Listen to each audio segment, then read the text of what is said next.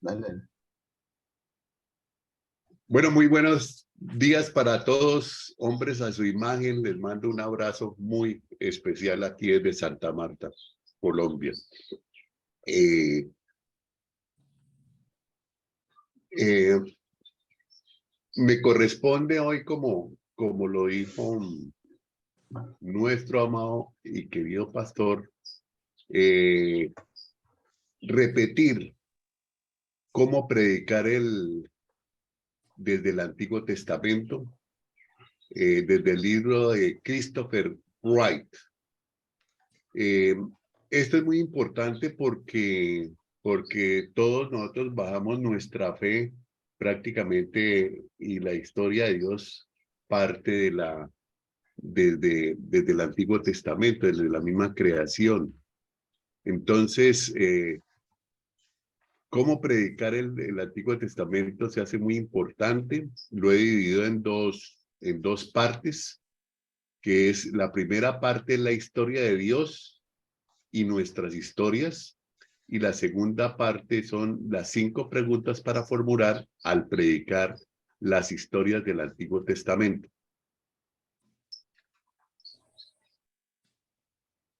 No antes.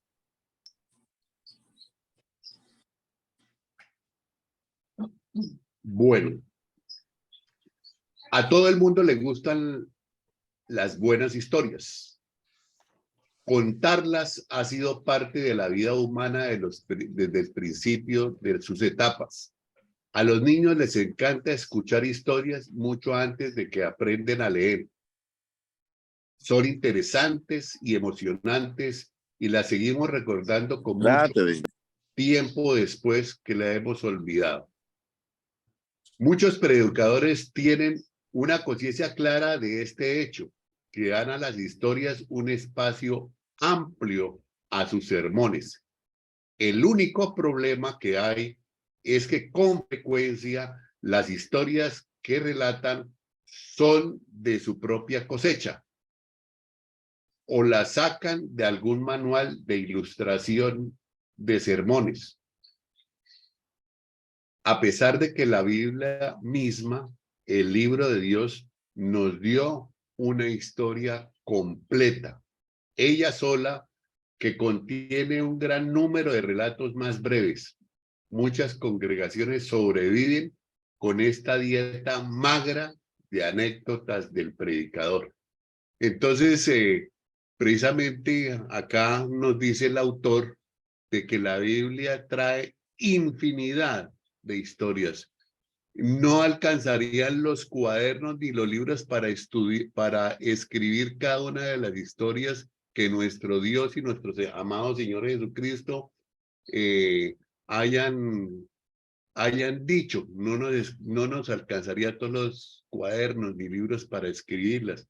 Y sin embargo, algunos de los predicadores, pues, en su predicación utilizan más historias personales, las mismas historias que nos relata la Biblia. Sí.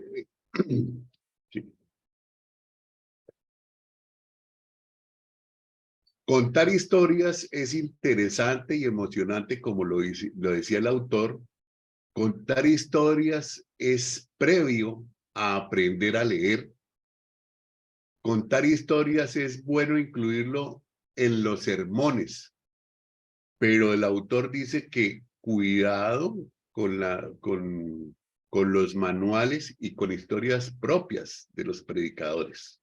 La Biblia misma, dice el autor, es una historia completa, de principio a fin.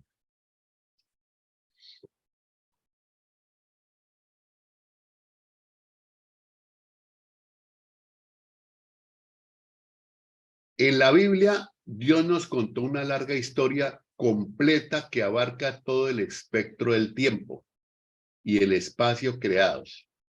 El grande relato se divide en metarrelatos, que es la historia de la creación y la humanidad de tapa a tapa de la Biblia. Es la Biblia completa, desde el libro de Génesis hasta el libro de Revelaciones o Apocalipsis. Las megas historias de la Biblia son el segundo grupo y las historias o historias breves son el tercer grupo. Primeramente vamos a ver qué es un metarrelato, que es la primera sección. ¿Qué es un metarrelato bíblico? Y un metarrelato dice que es la gran historia de tapa a tapa. Se habla desde la creación de Dios y la salvación a través de nuestro Señor Jesucristo. La gran historia que habla la Biblia contiene los relatos de otras historias que tienen sentido en el contexto de la gran historia. Predicar una porción del texto bíblico debe estar articulada a esa gran historia en la que la clave y el centro es nuestro Señor Jesucristo. El metarrelato de la Biblia es, ya es su definición y va desde la creación hasta la nueva creación. En la creación, Dios creó un mundo y al ser humano a su imagen y a su semejanza. Hay una caída, nos rebelamos contra Dios, lanzando al mundo al caos y a la maldad. Pero el autor dice que también plantea que hay una promesa que Dios prometió a Abraham que revertiría la maldición que se había dado en bendición. El evangelio, el cumplimiento de la promesa por el Hijo, derrotando su Hijo el pecado. Hay una misión, habla el autor de que hay una misión, que son aquellos que siguen a Jesús, se esfuerzan, pero no se esfuerzan solos. Lo hemos visto en estos días. Se esfuerzan sustentados en el Espíritu Santo y con la fuerza del Espíritu Santo. Y que hay una nueva creación, que es el regreso de Jesús, juicio final y destrucción de la maldad. El bien triunfará sobre el mal. El metarrelato responde en qué consiste el mundo en que vivimos, quiénes somos nosotros, qué significa el ser humano, cuál es el problema, qué es el pecado, por qué este caos o consecuencia del pecado, cuál es la solución a todo lo que está mal en el mundo y en nosotros, en qué termina todo y cuál es nuestra esperanza.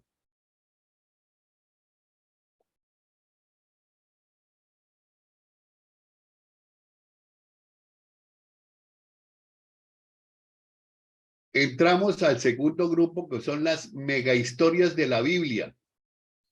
Estos megacuentos son bloques narrativos que describen las fases mayores dentro de la historia englobante de la Biblia. Son varios bloques narrativos que podemos identificar en el Antiguo Testamento. El primero es desde la promesa de Dios a Abraham hasta el establecimiento del reinado de David. El segundo bloque es o cubre el espacio entre Salomón y el exilio. Y el tercer relato es entre el retorno del exilio y la venida de nuestro Señor Jesucristo.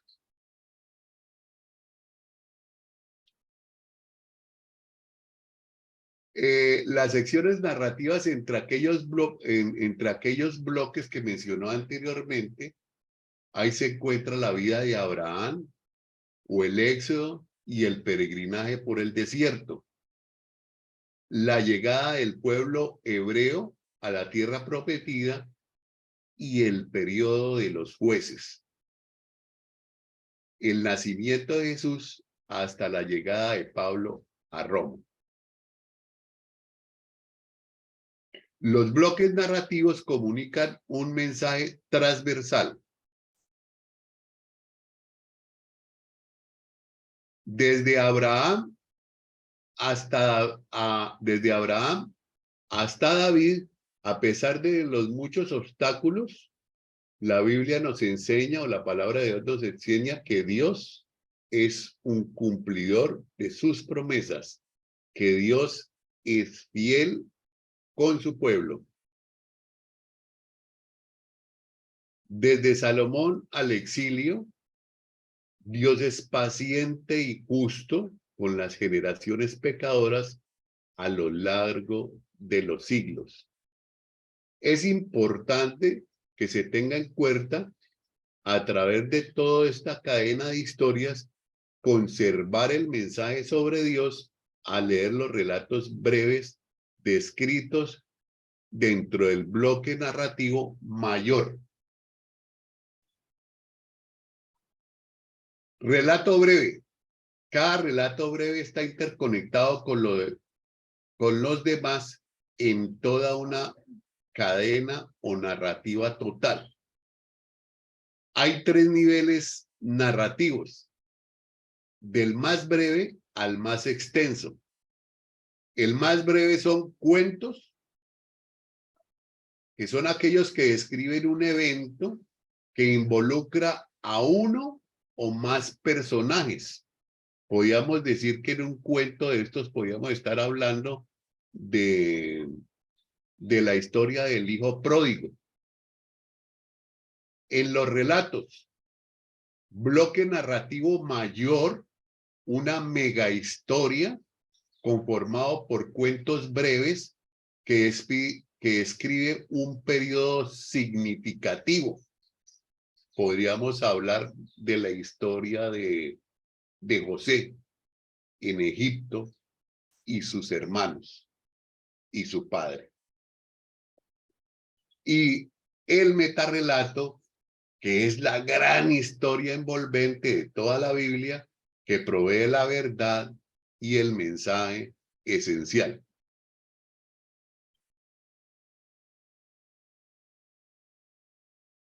El autor también nos dice que la Biblia hay que leerla, cada texto en su contexto. Cada texto en su contexto.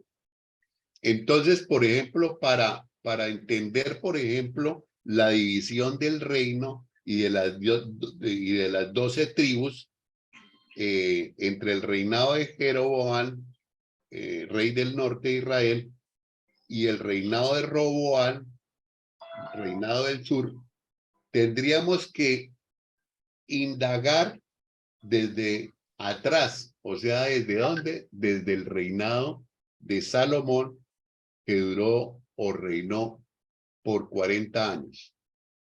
Lecciones. El contexto mayor da sentido a los relatos y a los cuentos. La segunda que dice el autor es: cada texto del sermón pertenece al contexto de que forma parte. Lo tercero que dice el autor es que no se debe utilizar un texto breve para dar lecciones morales, dándole un tratamiento aislado. Y el cuarto es no perder de vista el sentido general de la narración en el contexto del capítulo, el libro, de la intención comunicativa que tenía el autor y el megarrelato bíblico. El mundo de las historias. La misma Biblia es una historia muy grande, como lo hemos visto, como me permitió señalar. Dios optó porque la Biblia fuera una gran historia con muchos con muchísimos relatos. Aurelito nos acabó de contar una pequeña partecita de esos cuentos, de esos relatos y de esos megarrelatos que contiene la Biblia, que fue una parte del capítulo 2 de Habacuc. Las historias bíblicas son las que hay que contar. Deben ser el centro de la predicación. Como he dicho desde el principio, no debemos tomar las historias personales del predicador porque no seríamos auténticos. La Biblia habla de muchas historias y tenemos que utilizar la palabra de Dios para enseñarles a la gente desde la palabra de Dios. Las historias. El autor dice que las historias cuentan hechos sobre Dios y el pueblo de Dios, el pueblo escogido, el pueblo de Israel.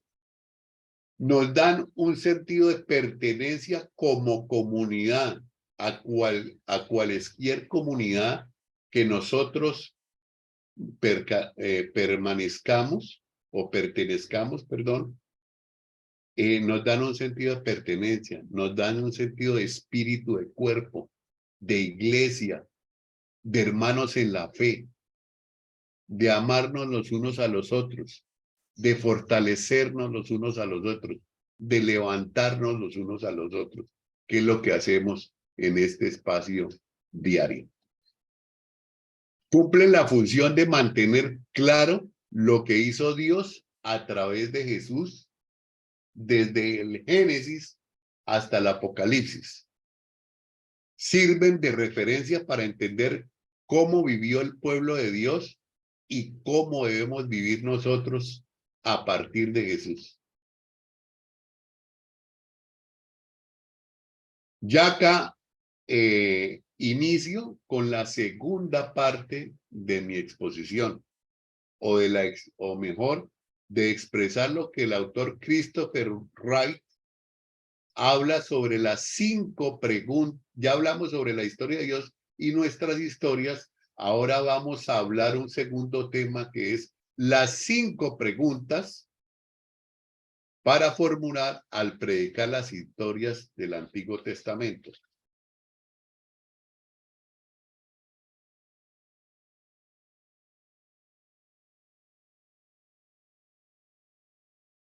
Volvamos nuevamente a la Biblia. Imaginemos que usted ha planeado una predicación y espero que lo esté haciendo. Ya tenemos una tarea que nos puso nuestro profe Fernando y esperamos todos estar trabajando en ello.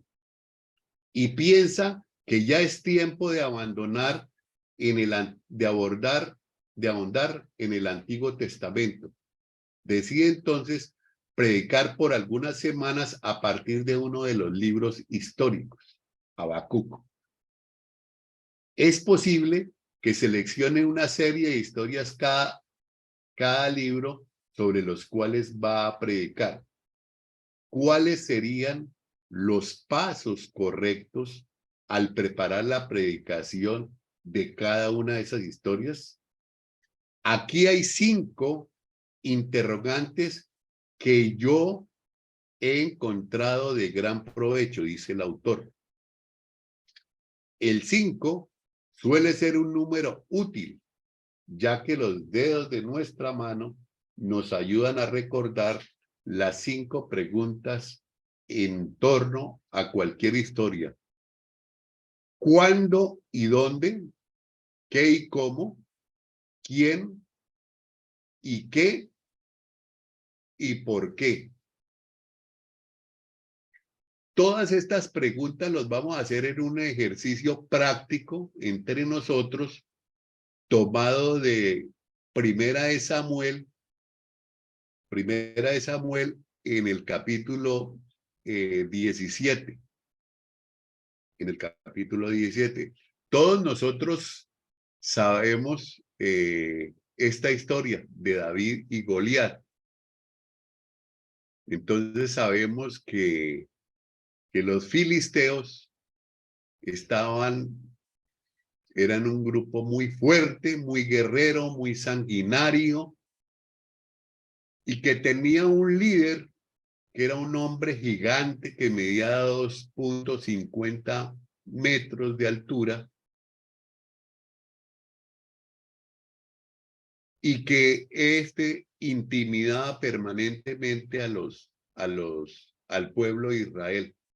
Y en este momento de la historia nos encontramos en que está un ejército que es de los filisteos en una colina, y está el pueblo de Israel en la otra colina al mando de Saúl. Los dos ejércitos eran fuertes. Está por un lado el pueblo de Dios, el pueblo de Israel, y está por el otro un pueblo perverso que es el de los filisteos, donde hay un gigante aquí que amenaza a este pueblo, y este pueblo se encuentra aterrorizado. Y este gigante se fanfarronea y se pasea delante del pueblo de Israel y logra intimidarlo. El único que puede sacarlo de esa situación es el rey Saúl, que contaba con las mismas especificaciones en altura, peso y fortaleza, pero este se acobarda, y hay un hombre pequeño que es David, que es el que va y le dice a Saúl que él va a vencer a ese gigante y que lo va a vencer con la fuerza del Dios Todopoderoso. Sí.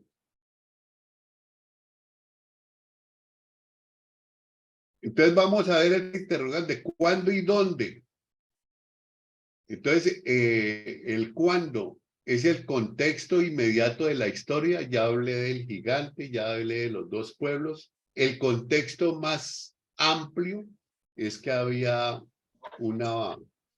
dos pueblos cercanos, los filisteos y los israelitas, y estaban por enfrentarse en una batalla. Y el contexto entero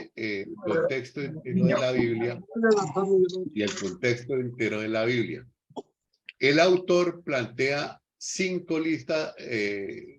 una lista de control que nos recomienda, haciéndonos las siguientes preguntas. ¿Qué viene antes de la historia? ¿Qué viene después de la historia? ¿Cómo afecta el significado de la historia a su contexto textual inmediato? ¿El relato de la historia ocurre antes o ocurre después de la promesa a Abraham? ¿El relato sucede antes o después del pacto de la ley dada a Moisés en el Sinaí? Entonces, esas son listas de control que el autor nos pone para que nosotros las reflexionemos y nosotros mismos las respondamos y vayamos entendiendo el texto bíblico. El interrogante de qué y cómo, del qué y cómo, qué es la trama. Hay una situación inicial, hay un problema, hay un conflicto, hay un peligro o una situación complicada, hay un proceso, hay un clímax, hay un desenlace y hay un cierre. La situación inicial es la batalla entre los dos ejércitos. El problema es que hay un gigante que parece un tanque de guerra con una armadura y unas armas.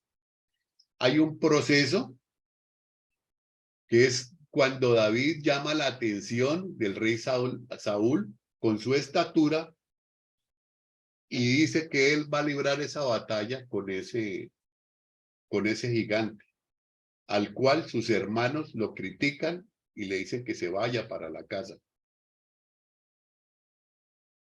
Y Saúl toma lo que dice este muchacho pequeño, de buen semblante, de buena presencia, pero que dice que él va a pelear en nombre del Todopoderoso. Pero hay un problema con ese pequeño para librar esa batalla, que él no tiene armas. No, perdón, que él no tiene una coraza, sí, una coraza que utilizaban porque eran supremamente pesadas. Se iba a colocar la de Saúl, pero la de Saúl era supremamente pesada y él decidió pelear sin su coraza, que únicamente llevó su honda y sus guijarros.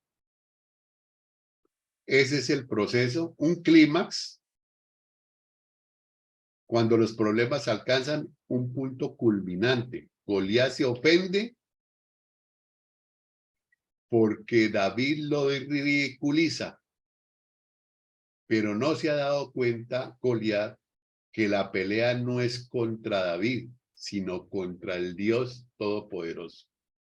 El desenlace de la historia, cuando el problema es finalmente resuelto y superado, David aturde al gigante con una pedrada en la cabeza. Saúl queda impresionado y pregunta quién es, de dónde salió y quién es hijo, quién es el padre de este muchacho.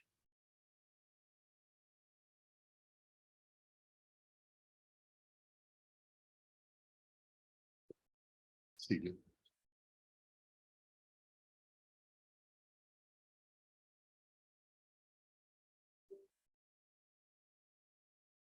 El quién, los personajes. La historia se refiere a alguien. Por lo general hay un personaje central, a la persona que desempeña el papel central a lo largo de todo el relato. A veces son varios personajes centrales y en ocasiones el foco de una historia larga puede centrarse solamente en una persona o en varias personas. Pero hay una pregunta de importancia clave que usted debe hacerse y es, dice el autor, ¿quién es el personaje central de la historia? Esa es la persona acerca de la cual tenemos mayor información en la historia.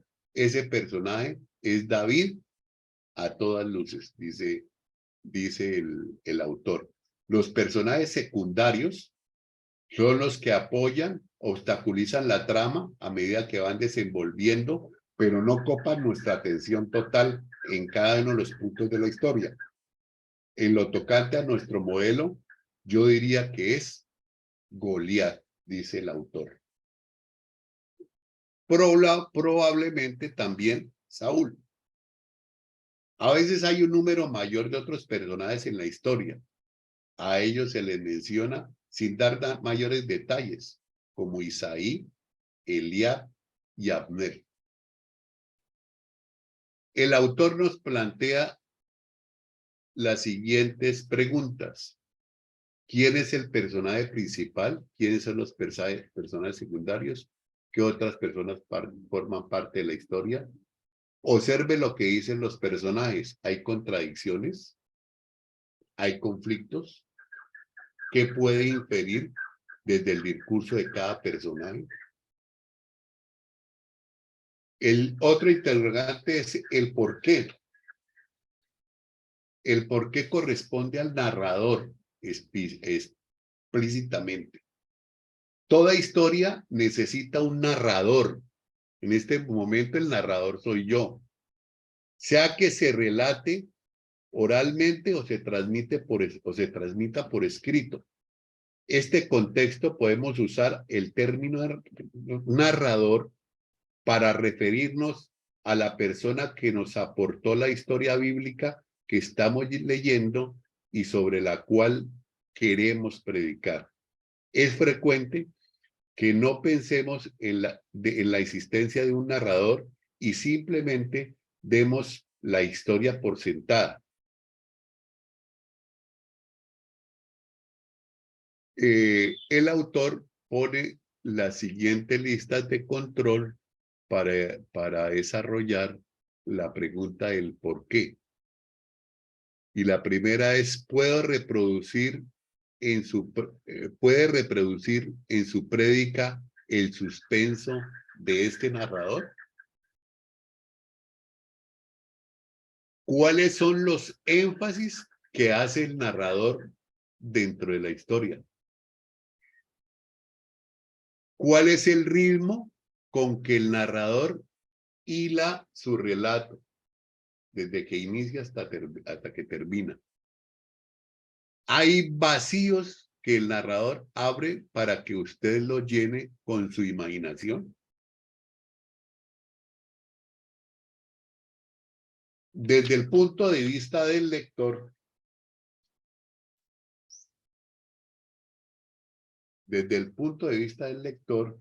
toda historia necesita un oyente o un lector. Ese es usted, el que me está escuchando, quien se prepara para predicar a partir de una historia bíblica, y su congregación, cuando predica para ella. La historia demanda una respuesta, sea directa o más frecuente o indirecta, pero tiene que desarrollarla. El mejor ejemplo de una respuesta directa a una historia es, en realidad hay una historia dentro de una historia. Segunda de Samuel 12. David tomó a Betsabé y orquestó la muerte de Urías, su marido. Problema resuelto, pensó David. No fue ante los ojos de Dios. Fue así como Dios envió el profeta Natán para que confrontara a David con su pecado. Desde el punto de vista del lector, ¿cómo me involucra esta historia? Yo pertenezco a este pueblo, al pueblo de Israel, como hijo de Abraham a través de Cristo. ¿Dios sigue siendo el mismo Dios? ¿Dios me injertó en este pueblo? ¿Dios está activo en este tiempo, como decíamos ahorita en las preguntas de la exposición de Aurelito? ¿Está activo en este tiempo donde hay tanta injusticia, donde hay tanta maldad? ¿Dios mantiene activo hoy?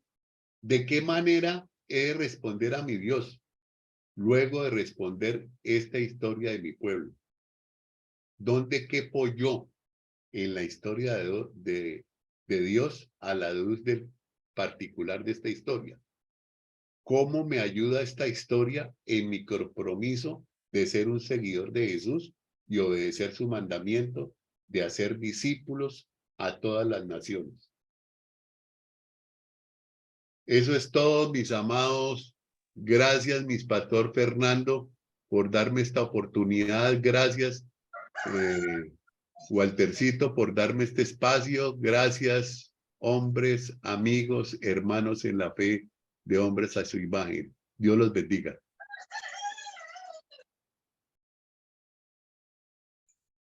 Gracias, Mauricio. Yo solamente quiero cerrar con esta imagen. El gallo de Mauricio está contento. Cierro con esta imagen. La cereza es el texto. ¿Ok? La gran torta es el Antiguo Testamento. Cuando te toque a ti hacer un estudio y hagas un corte delimitando el texto, date cuenta que debajo de cada texto bíblico del Antiguo Testamento hay capas narrativas que tú tienes que disfrutar. ¿Se entendió? Una ilustración de cierre para esta conclusión de la exposición de Mauricio. Debajo de cada texto del Antiguo Testamento hay algo que se ve a simple vista, como la crema y el chocolate que está esparcido. Pero hay capas narrativas debajo, como estas de chocolate, de fresa, de durazno, que deben ser disfrutadas por nosotros para entender mejor el contexto del texto. A eso nos lleva la narrativa del Antiguo Testamento. Mis queridos amigos, gracias, querido y estimado Mauricio, gracias por esta riqueza. Este es y lo articuló bien con sus palabras, revísenlo, porque realmente ayuda mucho en la exégesis, y creo que lo hemos visto plasmado en lo que Aurelio ha hecho.